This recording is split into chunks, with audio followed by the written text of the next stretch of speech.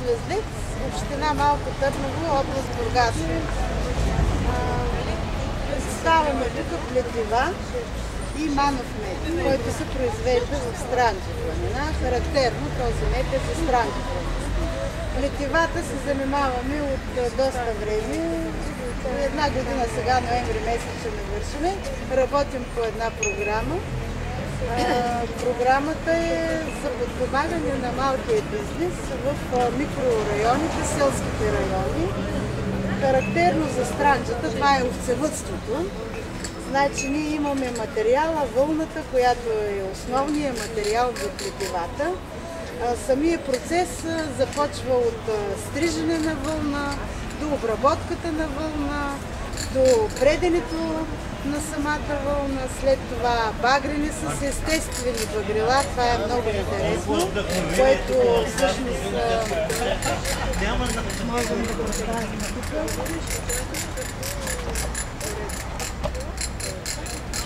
Може да представя тук. Това са те наречените накитници с предена. Вълната е опредена, обработена е, опредена и изплетено накитници. Това е боядисано с листа от орех, зелени листа от орех. Тази турбичка оплетена с ръчните ръце на 6 жени от село Звездец.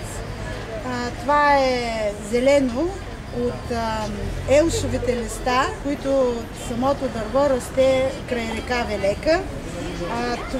Тази палма представлява степана вълна, която се обработва по един много странен начин. Самата обработена вълна, дарачена вълна, се обработва по един много особен ръчен начин, с течен сапун и се прави тези фигурки. Значи характерно в България е мановия мед. Мановия мед единствено се добива в Странджа планина. Как се добива? Като самата природа трябва да има голяма влажност и голяма висока температура. Странджа е характерно дъба. Значи дъбовите листа започват да се изпотяват, отделят сладникава течност под листото. И когато има висока влажност и висока температура, самото листо на дъба се изпотява, отделя сладникава течност. И тази сладникава течност пчелите отиват и я изсмукват заедно с нектар и се получава този черен цвят на самия мед. Аз се занимавам от 35 години за пчеларство. Пчелите ми са в една местност наречена Скрипка. Мога да кажа още, че не само манов мед се добива, добива се и прашец рано на пролет, през май месец се добива и прашец.